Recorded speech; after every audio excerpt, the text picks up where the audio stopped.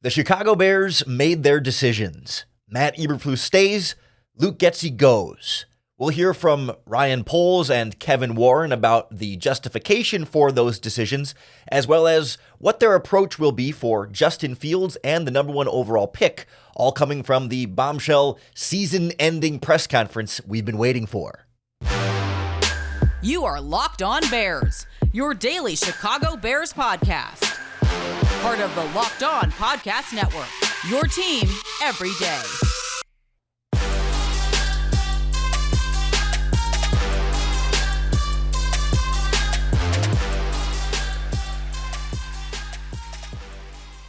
This is Locked On Bears, and I'm your host, Lauren Cox. I'm here to bring you your daily, in-depth Chicago Bears news and analysis. You can follow me on Twitter at CoxSports1.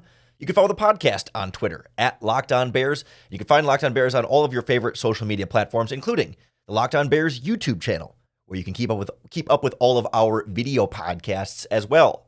Today's episode is brought to you by Prize Picks, the easiest and most exciting way to play daily fantasy sports. Go to prizepicks.com/LockedOnNFL and use our promo code LockedOnNFL for a first deposit match up to $100.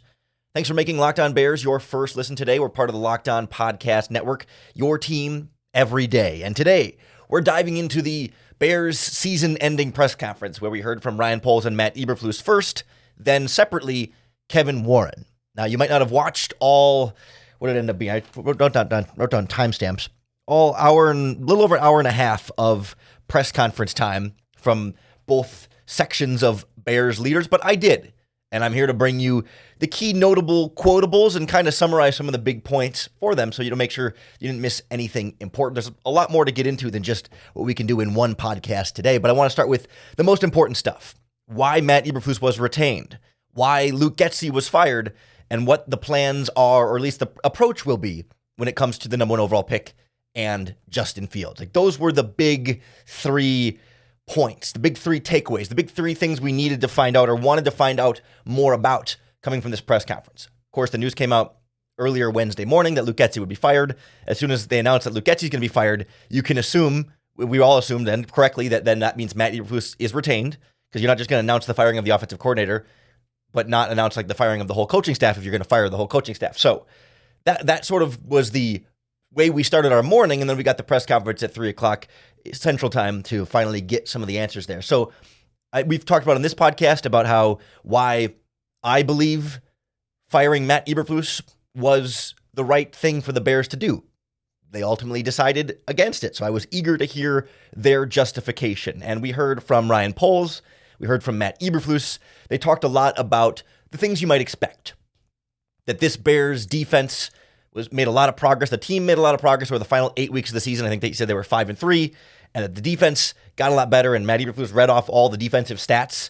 He spent I didn't get the exact time. He spent multiple minutes straight about talking about the progress they made defensively and didn't really say anything over that span. He was talking about the progress, didn't say anything about the offense over that time. And he talked about how they're playing the long game and that they've got a lot of young players and played a lot of young players this season. And so it takes time for young players to get better. Isn't that convenient? Like, hey, yeah, we had so many young players. You got to give us more time to keep getting better with those players. But then Bears team president, after Poles and Eberflus were done, team president Kevin Warren was kind of asked about it too. And I particularly wanted to talk about his answer from, I think, the organizational approach beyond just the X's and O's of what we saw on the field on Sundays, but more organizationally, why Kevin Warren thought keeping Matt Eberflus around was the right decision.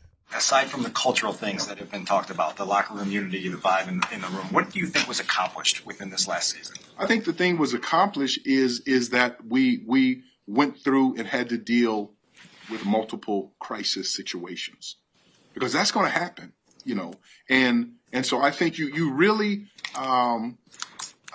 can evaluate really the fortitude, the type of person that you have based upon how they handle a crisis. That was my devotional reading today, which is somewhat apropos. It's easy. I mean, when people are running around and practice and the music is playing and it's fun. But then when the tackling starts, or in business, when a player gets injured, or coaches leave or, things happen, that's when you really see the true character of people. And that's one of the things that I feel strongly about the group that we have here. They have strong character. It's not perfect, but they have strong character. But I always would prefer to face a crisis on the front end in a relationship, in a building process, because then you can understand, what you have. And you talk to a doctor. You can understand the type of doctor you have by going to the emergency room and where the surgery is not planned ahead and they can look at the chart. And so I always, whether it was at the Rams, we had crisis. I mean, we won 9 games in our first 2 years, and they were ready to fire Coach Vermeil. They were ready to fire all of us. And then looks what happens. And I still even think today, the Ram team today has been able to build off of some of that strength that we built there. Same thing in Minnesota. We had crisis situation. Any business, any family, you're going to face a crisis. But the key of it is how do you handle it? And can you pull together? Because either crisis will either pull you together or pull you apart. And I can say what we went through this year, it actually pulled us together. So I'm looking forward to this upcoming season. I don't think Kevin Warren is wrong there. That, yes, you learn a lot about a coach, a coaching staff, a team, with how they deal with adversity, how they rally around that. And to be fair, Matt Eberflus deserves credit for seeing the team through a rough 2022, seeing the team through a defensive coordinator departure at the start of 2023. A 1-4 starter was a 2-6. It was when they really kind of hit the fan there. And Chase Claypool trade and things like that. There were problems on this team. And as he said, those problems are inevitable every season. But I also can't help but wonder, who caused those problems? Some problems are inevitable. Matt Eberflus did not cause the Chase Claypool problem. That was a problem that any head coach likely would have to deal with in some capacity there. It got worse because the team was bad, but I don't blame Matt Eberflus for Chase Claypool going wrong. But who's responsible for a 2-6 start? Who's responsible for hiring the defensive coordinator that leaves under suspicious circumstances? Who's responsible for hiring the running backs coach that gets fired for off-field issues? Who's responsible for many of the things that went wrong with this Bears team? Doesn't that fall on the head coach? Are we praising Matt Eberflus for the adversity, the resilience that he overcame that was largely self-inflicted? Not entirely self-inflicted, but a lot of self-inflicted. To me, it brings up if you've ever seen the show, I Think You Should Leave, with, I can't even remember the guy's name now, Robinson, Tim Robinson. I Think You Should Leave with Tim Robinson, where there's a sketch in that show where he's in a hot dog costume. You've probably seen the meme on Twitter. If you haven't seen the show, essentially, the scene is a bunch of people are in a clothing shop, and a car crashes through the windows of the store, and the car is a giant hot dog, like a fake Oscar Mayer Wienermobile. And everyone's looking around like, holy crap, who crashed this car in there? And then this guy pops up in a hot dog costume saying, yeah, who did this? We're all trying to find the guy who did this. Matt Eberflus is the guy in the hot dog costume. His hot dog car crashed through the windows of the Chicago Bears season at times. And he's standing there in the hot dog costume, looking around saying, we're all trying to find the guy who did this, when he's clearly the one wearing the hot dog costume that was behind the wheel of the vehicle. Sure, there may be other reasons why the vehicle crashed into the window. He may have hit some ice. He may have been driving too fast. Maybe had a flat tire. But he was still the guy driving the car. You know what I mean? Yes, things can happen with a vehicle and a crash in this metaphor that aren't 100% the driver's fault. But he's still driving the car. At the end of the day, is he not considered at fault? Is the insurance company still going to say, well, you're the driver who's at fault, even if maybe the crash was an accident there? To me, he's the guy in the hot dog costume. And credit to NFL reporter Ali Connolly, who made the visual for that meme. I flash on the Locked On Bears YouTube channel, but he was talking about something else with Eberflus, and I wanted to apply it there. It's a great visual of Eberflus in the hot dog costume. We're all trying to figure out who caused this adversity for the Bears last season. Well, a lot of it falls on the head coach that you decided to bring back. But we're not going to dwell too much on Matt Eberflus stuff. We're moving full steam ahead with Matt Eberflus and a new offensive coordinator coming into the building. The decision to fire Luke Getsy, certainly a welcomed one, maybe even separate from the Matt Eberflus decision. We'll look at why the Bears fired Getsy and how they're approaching the search for a new offensive coordinator next on Locked On Bears. This episode of Locked On Bears is brought to you by BetterHelp. BetterHelp provides online therapy to help you get on your way to being your best self.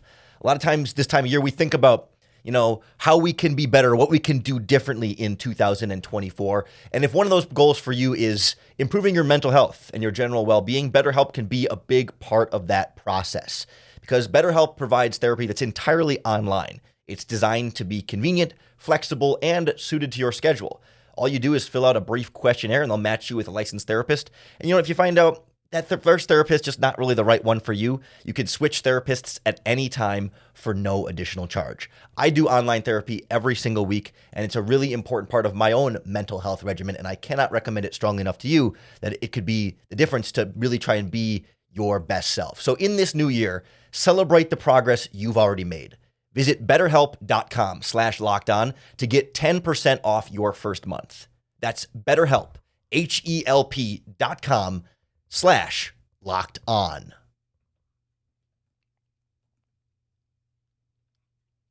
The Chicago Bears are officially looking for a new offensive coordinator. And separate from Matt Eberflus, right? If we have to accept Matt Eberflus is back as a head coach, all right, I'm good with, we can, as a premise, let's accept that that's set in stone and not going to change. So we can spend the next 3 months complaining about why we still think Matt Eberflus shouldn't be the coach, or we can say, he's the head coach. That's our reality. Let's move forward from here. And once we accept that as the reality, we can say, okay, it's good that he made the correct decision then to fire his offensive coordinator, right? It could be worse. We could have Luke Getsy back next season and trying to really run everything back with a coaching staff that was not working properly throughout the course of last season and not getting this offense where it needed to be. It's not really then a surprise that they fired Luke Getsy. I think we all more or less saw this coming, but it does kind of reflect, the question I kept having leading up to this press conference was okay, Matt Eberflus lost his defensive coordinator, lost his running backs coach, and now fired his offensive coordinator. So essentially, both coordinators have left largely not under their own fruition. I know Alan Williams resigned, but we all kind of know there's something else there. We don't know what it is, but we know there's something else there. He didn't just leave because he really, really wanted to, but because other things were going on. Matt Eberflus hired 2 coordinators that did not last. So why are we endorsing that head coach to pick new coordinators as though his first coordinator choices were great and we should trust him to make the next coordinator choice?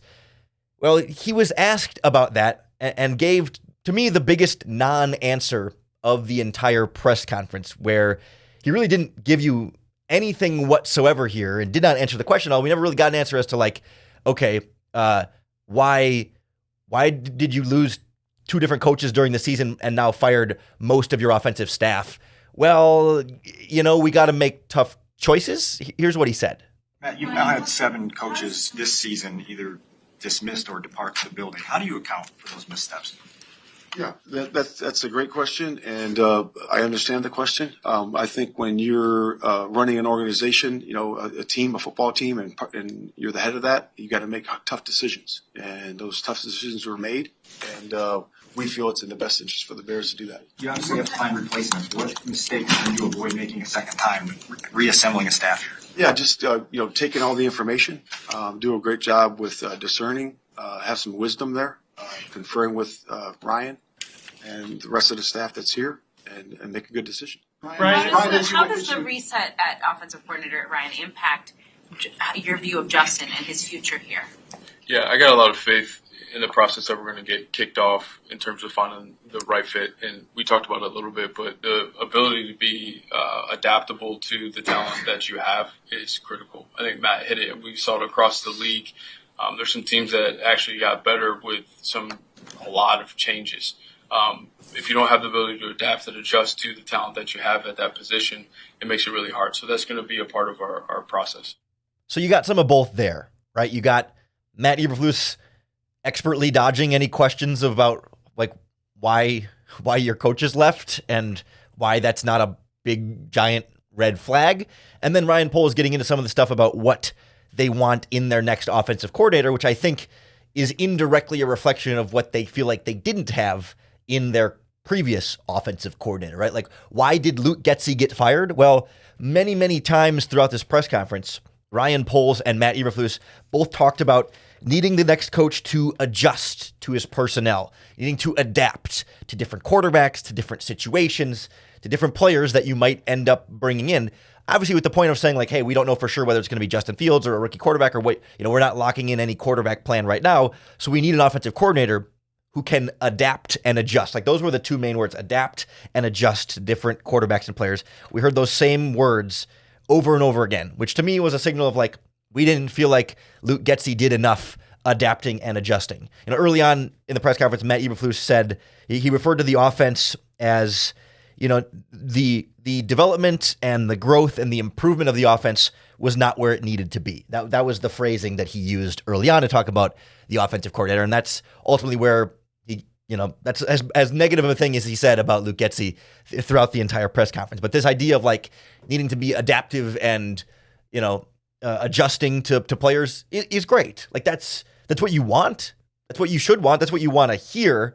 But this whole thing comes back to one of my fundamental issues with how the Bears do business, but more so like how they communicate as an organization. And this predates Ryan Poles. This goes up to Ted Phillips and George McCaskey, and now we're seeing it in Kevin Warren a little bit and in Ryan Poles, and certainly in Matt Eberflus. It's an organizational thing where so often they're asked the question, like, in some form, why should we expect things to be different moving forward? And usually we get a non-answer that eventually tells us, like, hey, trust us. We think things are going to get better. We expect things are going to get better. And we never really get that, like, reason why. We don't get a reason why should we trust Matt Eberflus to hire the next offensive coordinator? Well, we're gonna use the right information. We're gonna make a smart choice and hire a good coach. Yes, that's what you said you were doing the first time when you were wrong. Why is it going to be different? Like, we never get that reason why. It's just, well, essentially it boils down to, we're going to figure it out, which means trust us. We're going to figure it out. We believe in our ability to figure it out. And we're just supposed to kind of take their word for it, or give them the benefit of the doubt that they're going to get it right this time. And each time they still don't get it right. And maybe one of these times they will, but it certainly feels like over the last decades, plural, they've lost that benefit of the doubt to trust that they're going to get it right. I mean, now we got to trust Matt Eberflus is going to get it right. He hasn't been there for the decade, so maybe things can be different with him. That was kind of one of the points from what Poles and Warren said. It's like, yes, there were flaws in Matt Eberflus, and we needed to be better, but we trust that he will get better, and that this team will get better, and that this team is on the right trajectory. And I'm left still looking for, like, that solid reason why. We get that they've got good relationships with the players and that they're doing things the right way, but how can we trust that this is the right way? Like, how can you communicate to us so that we believe what you're doing is being done the right way, other than just trusting that you know what the right way is and that we're just supposed to take your word for it and believe in you, when that faith in this organization and anyone this organization has hired has not been rewarded in my entire lifetime. And that's where it's hard to sit through this press conference and hear them say, yeah, things aren't good enough, but we're going to be better. Things are going to improve. We're on the right path. Trust us. Give us a reason to trust you. And going 7-10 with a late season turnaround against a bunch of teams that fired their head coach, to me, was not enough reason to feel like, trust us. We're going to hire the right offensive coordinator. We're going to pick the right quarterback, and we're going to be in the right direction for this franchise. At the very least, I do feel like Ryan Poles, with his personnel moves, has gained or built up some of that benefit of the doubt, when it does feel like he's building this roster in a smart way, making moves that makes mistakes, but generally making positive moves for the 53-man roster on the field. I mean, coaching decision. Now he's hooked to Matt Eberflus. He could have replaced Matt Eberflus, and he's saying, nope, I believe in Matt Eberflus. So this is his coach. Live or die with him, Ryan Poles.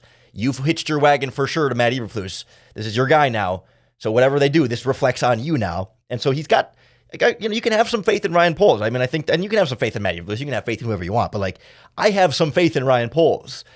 But but that becomes separate from the coaching staff there, but that plays into, okay, like, if Ryan Poles can nail whatever he does with his number one overall pick again, like he did last offseason, Can that get this team in the right direction? Maybe even regardless of, say you have an average coaching staff, but a really good roster. Can that be enough if Ryan Poles does that? Like, possibly. I mean, I do think, to me, this is not like abysmal, darkest day in Chicago Bears history. Like, oh man, they stuck with the coach. We're doomed for the next 12 months until Matt Eberflus is fired. No, I don't think so. I don't think they're 100% doomed with Matt Eberflus. I just don't think it's the best direction for the franchise right now. But there is still a path towards success here. There is a chance Matt Eberflus gets better and that this team actually does take that step forward and everything, and that Ryan Poles and Kevin Warren are correct. That is a very real possibility here. And that starts with nailing this quarterback decision and the number 1 overall pick. And we'll hear what Ryan Poles' plan and approach will be to that pick this year as compared to last year next on Locked On Bears. This episode of Locked On Bears is brought to you by our friends at Jase Medical. Jase is the makers of the Jase Case. That's Jase. The Jase Case is a pack of 5 antibiotics that treat a long list of bacterial illnesses, including UTIs, respiratory infections, sinus infections, skin infections, among other things. It's the kind of thing that, especially this time of year, you feel like it could happen to any of us. But the problem is, right now you're seeing pharmacies across the country dealing with inadvertent shortages of antibiotics, supply chain issues, sometimes keeping pharmacies from having enough of these really important medications to give out to patients with prescriptions that really need them. And so I don't like that feeling of like, am I not going to be able to get the medication that I need? And that's why the Jase Case is a great sense of peace of mind. If you visit jasemedical.com, you'll complete a physician encounter. A board-certified physician will review it, and the medications will be dispensed by a licensed pharmacy at a fraction of the regular cost. It's never been more important to be prepared than today. Go to jasemedical.com and use our promo code LOCKEDON to get $20 off your order. Ryan Poles has a chance to make the Matt Eberflus decision correct if he nails this offseason. We talked on yesterday's podcast about how pivotal this offseason is for Ryan Poles' legacy as a Chicago Bears general manager. What he decides for the coaching staff, for the quarterback, and for the number 1 overall pick will shape how we remember Ryan Poles as Bears general manager. Is he the guy who blew it, missed out on, stuck with the wrong coach, got the wrong quarterback and gets fired? Or is he the guy who was patient and stuck with the right coach and got the right quarterback for the future of the Chicago Bears and led this team to greatness? Like, that's what's at stake for Ryan Poles this offseason. And he holds all the keys all the cards in his hand, all the keys to the car. I was mixing up 2 different phrases there, with the number 1 overall pick. Like, it starts there and reverberates down to Justin Fields, right? At some point, Ryan Poles has to decide, what am I going to do at quarterback? Do I like any of these quarterbacks in the NFL draft enough to take with the number 1 overall pick? If I do that, do I trade Justin Fields or keep him and try and have both, which Ryan Poles acknowledged is one of the realm of possibility options? Or do I take quarterback number 1 overall pick and trade away Fields and just roll with the rookie? Or do I not like any of the rookies enough for the number 1 overall pick, but still draft one somewhere else? Do I love Justin Fields enough that I just really go all in on building around him? Like, any of those decisions, whichever one he chooses, will have incredible ripple effects and a bunch of what ifs if he had done the alternate choice, if he passes on quarterbacks in this draft, etc. We talked about all that on yesterday's podcast. And so I was really curious what Ryan Poles' plan is for this offseason with the number 1 overall pick compared to last offseason with the number 1 overall pick. Both times, he's got Matt Eberflus as his coach. He's got Justin Fields under contract. Justin Fields taking a step forward. And there's great quarterbacks at the top of this draft, but also could potentially get a big haul for trading down from the number 1 overall pick. And for Ryan Poles, even though the circumstances are, they're a full season later and that a full year of Fields later and, 5 more or 6 or 4 more wins this season, Ryan Poles says he's taking pretty much the same approach for this year's number 1 overall pick as he did for last year's. Ryan, you were in a situation last year where you had Justin and you had the number 1 pick. What's different this year now that you've had an extra year to evaluate Justin, and the quarterback prospect class might be a little bit different this year? Yeah, I'll actually go back to last year, and I got to stay open-minded about it, but I really, not to use the same quote, but when I say I need to be blown away, it's the same setup because, seeing the things that Justin did this year, his ability to make plays, Coach talked about some of those improvements, keeping his eyes down the field, taking less sacks, see a lot of growth there where he can continue to get better. So I'll have the same mindset. Someone needs to really show that they, can. And it's not just the film. Like, I need the person. Like, there's a whole process here that we have to figure out. But what we're going to do is do what's best for the organization. I'm sure there's going to be, similar situations in terms of the trade back. And I got to weigh all of those things to see what's going to help our team take the next step. To Ryan Poles' credit, like, I again feel like I like that approach, and it's expected. Like, I thought we'd hear him. He's not going to come out today and commit to, oh yeah, we're taking a quarterback number 1 overall and trading Fields, or vice versa. He's not going to come out today and say, oh, we're for sure keeping Fields and trading the pick. Like, he's got to leave his options open and certainly finish evaluating these quarterbacks, certainly gauge the trade value for Fields, gauge the trade value for the number 1 overall pick, and kind of see, like, am I better off with, like, because if teams are going to offer another boatload of assets to move up to number 1, you really do got to weigh, like, I like Fields, I like the rookie quarterbacks. Is Fields plus that boatload better than the rookie plus whatever I get for trading Fields? Like, what does the final product in both of those outcomes look like, and what do I feel like is the best choice for the team? Like, he's going to keep a similar approach. But I do think it's important that he says again, like, and he said it kind of quiet and quickly, so I don't know if you caught it in there, but he said, I didn't want to use the same phrase again, but he needs one of these rookie quarterbacks to blow him away if he's going to take them in the NFL draft. That was the phrase he used last year, and he said, I hate to use the same phrase again, but I'm going to. One of these quarterbacks needs to blow me away. Last offseason, CJ Stroud and Bryce Young didn't blow him away. Anthony Richardson, also, I guess we'll throw in there. The rookie quarterbacks didn't blow him away. And he said, I'll trade down and I'll take all the different things that teams are willing to send me for that trade down. Will that conversation be different with Caleb Williams, Drake May, Jaden Daniels, Bo Nix, I guess JJ McCarthy, Michael Penix Jr. this year? Or will he not be blown away and say, screw it, I'm sticking with Fields? Because the fact that he used the same language as last year, and last year he kept Justin Fields, certainly leaves more of a door open to keeping Justin Fields than I would have guessed. In my opinion, like, it seems to me pretty strongly like the Bears will draft a quarterback at some point. I would think that's what Ryan Poles and Matt Eberflus are going to do.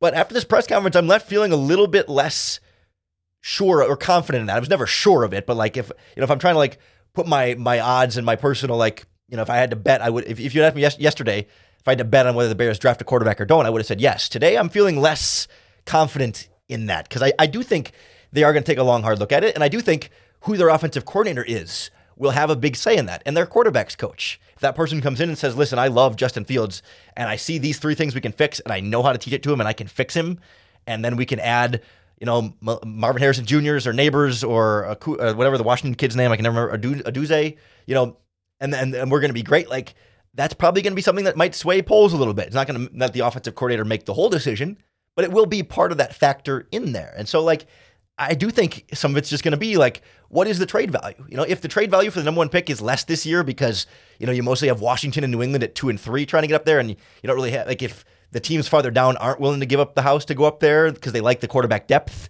then maybe it is more likely that Poles keeps Fields. Or if teams really fall in love with Caleb Williams and give you a bunch of offers, I mean, you never know how Poles might be enticed to move back down. I mean, or he might be enticed to just stay there and take the quarterback. Like, I really do think he's genuinely open about this process and open-minded and not decided as we sit today what that's going to look like.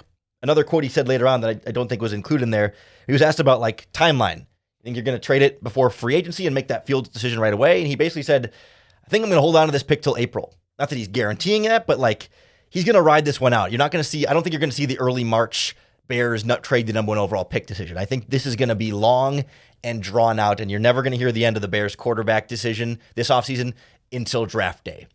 Maybe that's bad news. Maybe you're sick and tired of it. Certainly, we're not going to overdo it here on the podcast, but we are going to talk a lot about the quarterbacks in the draft. We're just not going to do the hemming and hawing about Justin Fields all offseason long, but we will break down all the top QB prospects so you can make your own decision the same way that Ryan Poles is.